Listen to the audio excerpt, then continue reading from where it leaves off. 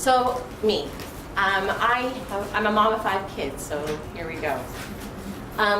As you probably are aware, the One Foundation has their statements that we can incorporate. And so this is just one of them that I thought kind of applied to us as a Christian life. Last sentence, with compassion, justice, and concern for the common good. If we could live like that, what a life, Christian life we'd have.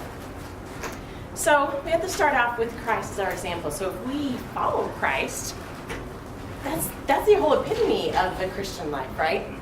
And so I want to go to the Last Supper. And if you remember,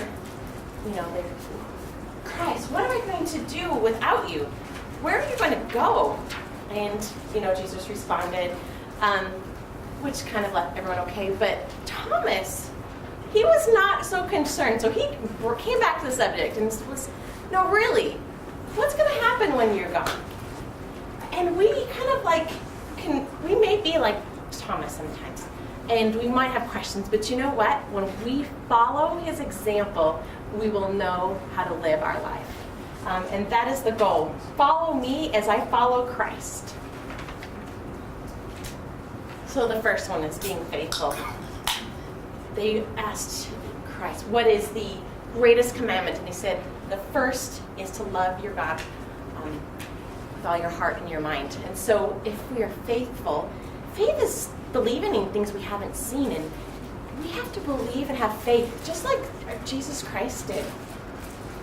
He didn't have to get baptized, but he showed that faith with John the Baptist, and he showed that and set that example for us, that through faith, that how we can live and be baptized as well.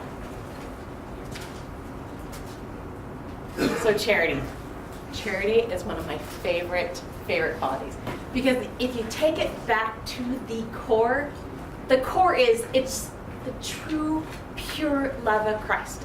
If you truly are acting like Christ, you will love everything, and that love is going to have giving, and that love is going to have all these other qualities and attributes that we're looking for. But charity is that true love of Christ. In our circle of friends and our students, we can emulate this love. And you know what's the nice thing about this?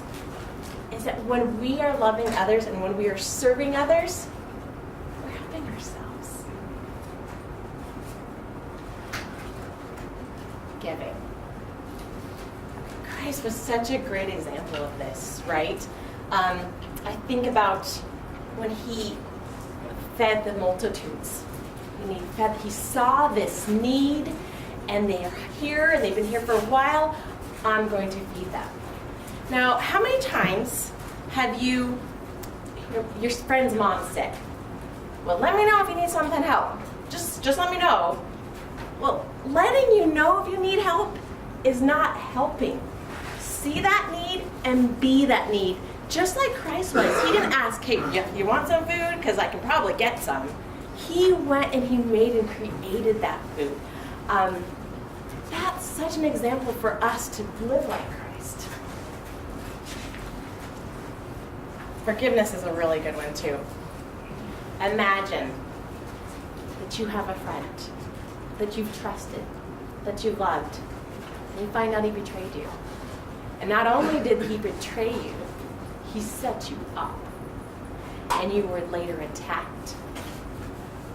You were hurt, you were beat, and you were pinned to a cross. Imagine that pain. Not only do you have nails in your hands, but you have nails in your wrist to make sure that you don't slide off the cross of all that blood and pain. And then, what did Christ do? Forgive them, Father, for they know not what they do. Could you imagine that after all that pain? Forgiveness is that release of feelings. Truly, it is a release. You take the burden off of you and you release yourself. Now, you're not saying, cool, I forgive you and forget about it. You do use it as a learning opportunity for yourself. But you forgive and release and protect yourself that way. Also doesn't mean that, I wrote a note that, when you know what Christ has done and forgiven them on the cross, it kind of makes that getting mad at your husband for not doing the dishes again for another time. So mundane.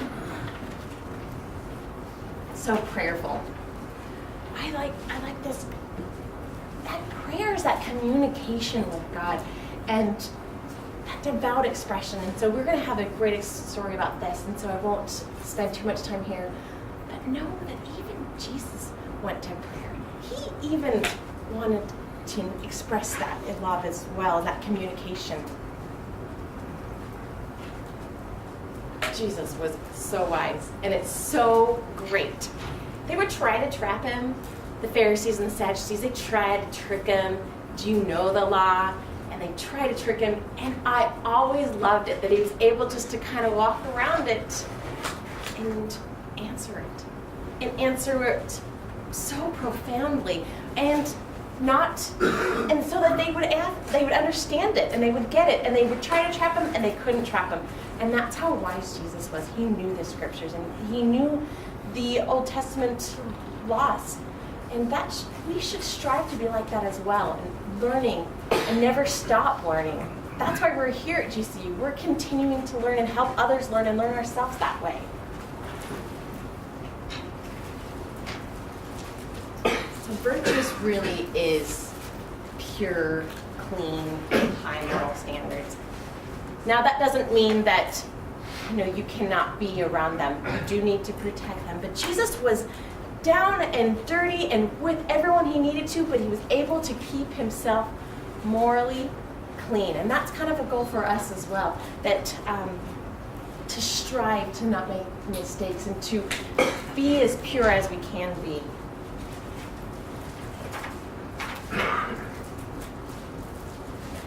Being humble, being modest of your own importance. How important is the Son of God? And yet he was so humble. The Son, nothing I can do except through I came down for him, but not for my own will, but for thy own will. And it's that humbleness. He got down to the lowest level, to the dirtiest of feet, down that low, and he washed their feet. That is being humble. Okay, so this one has a picture to it. Patience. Patience is the ability to accept the trouble and the suffering and just be still sometimes. Sometimes you just have to be still. So I'm a mom, and I struggle with my kids sometimes. I know, crazy. I struggle with one of my sons who has a hard time paying attention, who's has trouble in school. His grades are suffering. And we have these conversations, and I try to talk to him, and I try to have hope, and I try to have patience, but I'm human, and I'm not doing a very good job of it. This morning, I came home. I woke up, and I see all of these cranes. And the first thing I want to do is I want to get upset, and I want to just scream, because my sister's coming into town to Thanksgiving, and I have cranes all over my house. I thank God that I didn't jump to mean mom mode them. And I stopped, and I was still. And I asked him, what is the deal with all of these cranes? He's reading a battle of the books.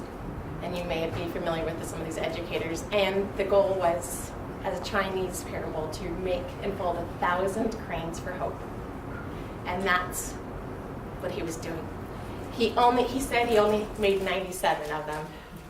But 97 cranes around my house for hope that he could listen and hope that his mom would be kind.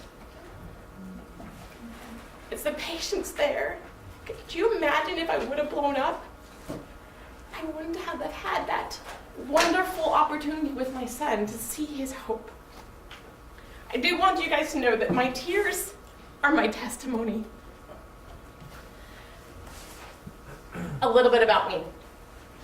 I was that little 6-year-old girl who everything had to be perfect. Always perfect. I folded my notes to my friends corner to corner, and I smeared them flat as can be. I hate prime numbers. There's no symmetry in prime numbers. I don't understand prime numbers. I like things perfect. And you can imagine as a teenager and as a young adult how hard that can be. Because surely if I was more like Christ, I would be happier. Because if you get stuck in this trying to be perfect, trying to fold corners right, things are not going to be perfect. And I was struggling. I was really struggling. And again, I said to myself, if I was me plus more patience, I'd be like Christ. Or me and if I could just pray just a little bit more, I would be perfect. I would be like Christ. And I kept trying to do this. And you know what? That is an impossible math equation. It can't be done. So rather, I would encourage you, instead of me plus more equals Christ and Christ-like, me plus Christ is more. More happiness, more love, more everything. I think that's me. I do want to, again, bear my testimony that I know that acting like Christ makes our life happier and guides us. And at that time, I'm going to turn the thing over to you.